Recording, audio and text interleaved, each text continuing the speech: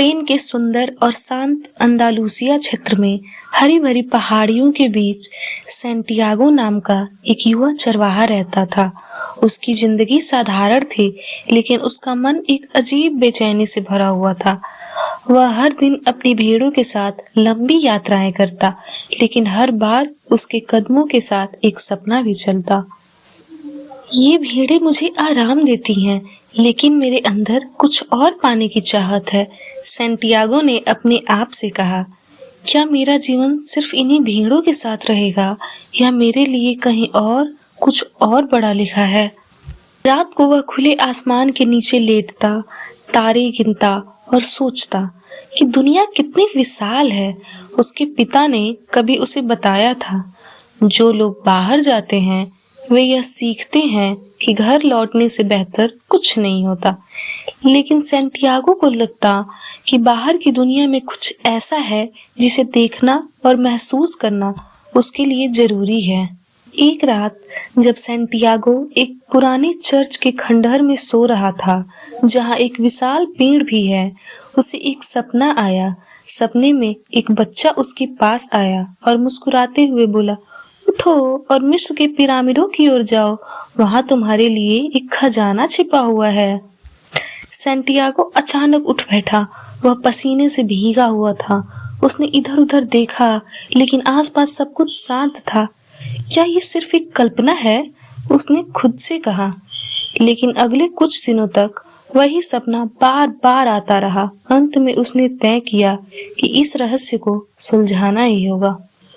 Santiago पास के एक गांव गया, जहां उसने सुना था कि एक बूढ़ी जिप्सी महिला सपनों का मतलब समझती है। वह झिझकते हुए उसके पास गया और बोला, मैंने एक अजीब सा सपना देखा है, सैंटियागो ने कहा। महिला ने ध्यान से सुना और बोली, तुम्हारा खजाना मिस्र में छिपा है, पिरामिडों के पास। सैंटियागो ने आश्चर्यचकित होकर पूछा, क्या तुम यकीन करती हो कि वहां मेरा खजाना छिपा है? महिला ने मुस्कुराते हुए कहा, हाँ, लेकिन इसे खोजने के लिए अपनी यात्रा पर निकलना होगा। और ध्यान रखना, अगर तुम खजाना ढूंढते हो तो मुझे उसका 10वां हिस्सा देना होगा। सैंटियागो कुछ सोचते हुए कहता है, क्या यह सच है या बस एक चाल है? लेकिन फिर उसकी मुलाकात एक और शख्स से होती है, एक वृद्ध व्यक्ति जो खुद का सेलम का राजा बताता है। वह व्यक्ति मल्कीसेदक था। मल्कीसेदक ने सैंटियागो की आंखों में देखा और कहा, तुम्हें अपने सपनों पर विश्वास करना चाहिए। हर किसी की एक व्यक्तिगत किंवदंती होती है। तुम्हारी किंवदंती यह है कि तुम अपना खजाना ढूंढो। सैंटियागो ने शंका के साथ पूछा, लेकिन क्या होगा अगर मैं असफल हो जाता हूँ? मल्कीसेदक हंसते हुए बोला, हा हा हा, असफलता सिर्फ उस समय होती है जब तुम डर से भाग जाते हो। अगर तुम अपने दिल की सुनो तो पूरी ब्रह्मांड तुम्हारी मदद करेगी। उसने सैंटियागो को 2 पत्थर, उरीम और थुम्मीम दिए और कहा, अगर तुम्हें कोई मार्गदर्शन चाहिए तो इनसे पूछो, लेकिन याद रखना, तुम्हारा दिल तुम्हारे सबसे अच्छा मार्गदर्शक है। सैंटियागो ने अपने भेड़ों को बेच दिया और अपनी यात्रा पर निकल पड़ा। टैंगियर में पहुंचते ही उसे एक धोखेबाज मिला, जिसने उसे अपनी जाल में फंसा लिया और उसका सारा पैसा चुरा लिया। अब क्या करूं? सैंटियागो ने खुद से पूछा। क्या मैं वापस जाऊं? लेकिन हार मानने के बजाय उसने खुद को संभाला और वहां एक क्रिस्टल व्यापारी के लिए काम करना शुरू कर दिया। व्यापारी ने कहा, तुम्हारा काम मेरे क्रिस्टल बेचने का होगा। सैंटियागो ने कुछ सोचा और कहा, हम इन क्रिस्टल्स को और आकर्षक बना सकते हैं और ग्राहकों के लिए चाय भी पेश कर सकते हैं। व्यापारी ने हंसते हुए कहा, तुम बड़े सपने देखते हो लड़के। ठीक है, कोशिश करो, जैसी तुम्हारी इच्छा।